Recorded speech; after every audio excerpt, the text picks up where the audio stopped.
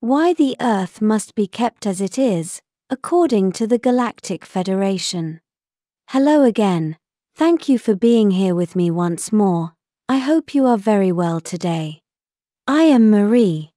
This information can be seen as science fiction, or as the viewer sees best, and I post it for entertainment purposes only. Still, I take my information very seriously, and for whoever has eyes to see. Context. The local Galactic Federation, the one tasked to oversee Earth and all its affairs, recently decided to offer a series of conferences to explain to its member star races why it cannot intervene more directly in all the things happening on the planet. The conference series will occur twice a month in the Andromedan biosphere ship, Viera, currently in Earth's high orbit, with the first one of them having taken place last Saturday, 29 June, 2024. This first conference was only to be an introduction to the subjects that will be addressed in the next ones to come. It looks like the local Galactic Federation saw the need to do some explaining after noticing that several of its star races, who are currently in Earth orbit, are starting to ask too many questions about why Earth is permitted to be as it is. It looks like star races are starting to notice that something is quite off with Earth and how it's been managed by the Federation. As the Taygetan Queen Alanim is recovering in her medical pod, and it is not safe for me to attend those meetings, even more so because the local federation has openly expressed their dislike toward attending their meetings using remote presence technology. Captain Gori'el of the starship Alcyone has volunteered to attend those meetings in person, but not alone, as he will go with at least other 4 people of his crew, who will act as his bodyguards. Captain Gori'el is one of the most senior and experienced starship captains of the entire Taygetan fleet. He has won several awards for excellence in starship management and efficiency in guiding his crew, and he has been the only captain to command the starship Alcyone, as he has been with her since her first commission. The starship Alcyone is considered the most powerful dreadnought and starship of the entire Taygetan fleet, and is the lead vessel of the class that bears its name. It is the largest and most powerful starship to ever be part of the Taygeta Starfleet, and will be so until the newer starship dreadnought, SS Aldebaran, is finished. She is currently under construction. Captain Gori'el has been here in low Earth orbit before, and not too long ago, his ship was part of the First Contact project, so he has a lot of experience dealing with Earth matters. Captain Gori'el is fluent in 3 Earth languages, English, Spanish and French, so he can interact with the main bulk of the people who follow my YouTube channel. Gori'el is a big man, standing 6 feet 5 inches tall. He looks like a 35-year-old man, and he has white skin, dark hair, an abundant black beard, and piercing blue eyes. He has taken the SS Alcyone through many exploration missions, including several ones to the rim of Orion, where he once encountered and managed his ship through a regressive reptile blockade that ended up attacking his ship, while he was exploring the rate of expansion of those regressive forces. On another mission, he rescued the Taygetan exploration and research vessel, Starship Atta Jirani, which was captured by Draco forces while inside the SH-264 Angelfish Nebula, on the top of Orion. The Draco forces there simply were no match for Captain Gori'el's skills, and the sheer might of the SS Alcyone. Since he has been in command of the Starship Alcyone, he has always been a part of all the most dangerous and demanding Taygetan missions, projects and endeavors, making him notorious and earning the respect of his crew, and of the rest of the fleet, to the point that nowadays, the mere presence of the SS Alcyone is a powerful deterrent to any enemy forces. Whenever Taygetan forces are in trouble, he will be there with the Alcyone, whose mere presence is also seen as a strong political statement, and a demonstration of Taygetan power, and that's why it is here with us now, and even more so when he is backed up by another Alcyone-class dreadnought, working next to him right here in low Earth orbit, the mighty SS Asterope. Captain Gori'el is also familiar with dealing with the Galactic Federation and its double standards. He is also experienced and seasoned in complex exopolitics and diplomatic relationships between star races, and he is also a close friend of the 9-feet-tall Irma Lion, Captain Roko, of the starship Avian 1, with whom he has worked several times before, including during several deep space exploration and rescue missions. My point is that Captain Gori'el is quite experienced and qualified enough to deal with the Galactic Federation in presence, face to face, while representing us and the Taygetan people there. He and his 4 crew members attended the first conference about why Earth must be kept as it is, last Saturday the 29th of June, 2024, and this is what he informed me. Gori'el and his 4 friends arrived at the Andromedan biosphere ship, Viera, using a standard Taygetan shuttlecraft, and were guided to a small hall, or conference room quite close to the main arrival ports and hangars at the outer rim of the Viera. The room was small by Andromedan standards as it could only seat something like 200 people, yet during the entire conference only 34 people arrived, so the initial attendance to the first of the conferences was quite low. Then he was told that the Centaurial Freightons, who are the ones organizing the conferences directly, were separating the star races who attend the conferences by genetic or star family similitudes.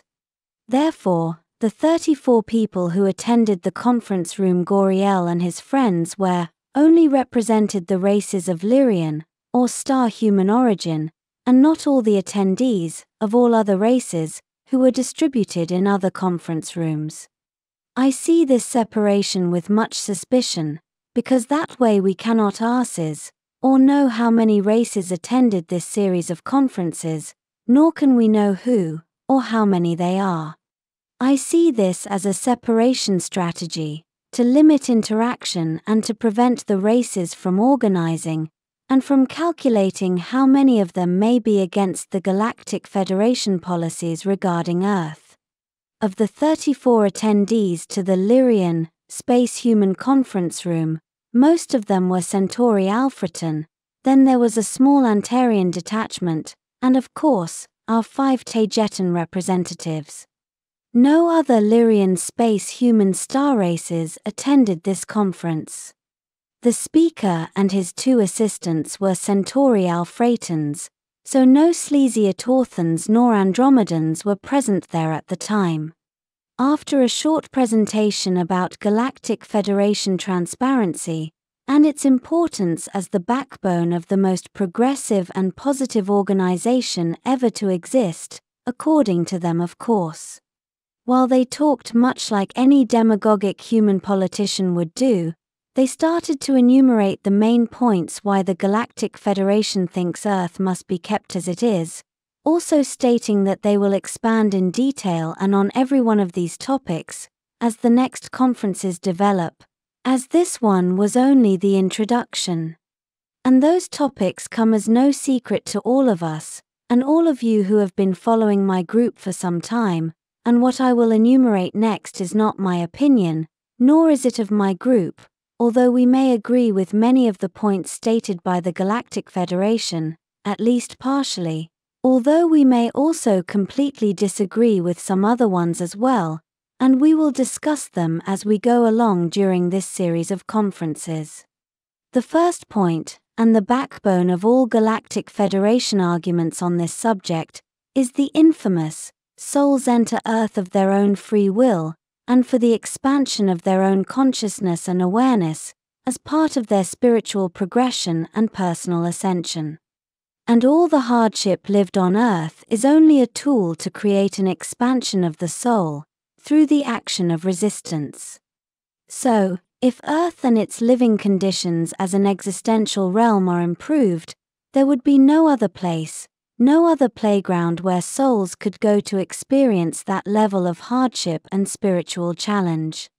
The Galactic Federation does not see any better way to cause the expansion of a soul's awareness and spiritual progression other than through encountering resistance of all kinds, which would force them to evolve out of spiritual stagnation. Against this argument, I would say that although it is partially true, it can only be applied to souls with a lower level of awareness, which need the motivation to make an evolution effort, yet suffering in itself can also cause stagnation, as the subject can only be focused on the suffering it is experiencing, therefore manifesting more of it into his or her life, causing a vicious circle that will generate only one thing: more suffering. I can also argue that when a soul is evolved enough, it can find the motivation to progress in its spiritual path, for the simple reason, and for the sake of the expansion of awareness itself.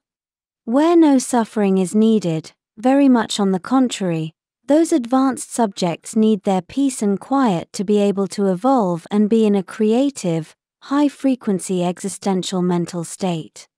Of course, the Galactic Federation could counter-argue me, stating that Earth is a place for lower evolved souls, therefore resistance, suffering, and so on, would be necessary to force them out of their spiritual stagnation. And the second argument presented by the Centauri Alphratans in the representation of the Galactic Federation is a derivative, or a consequence of the first.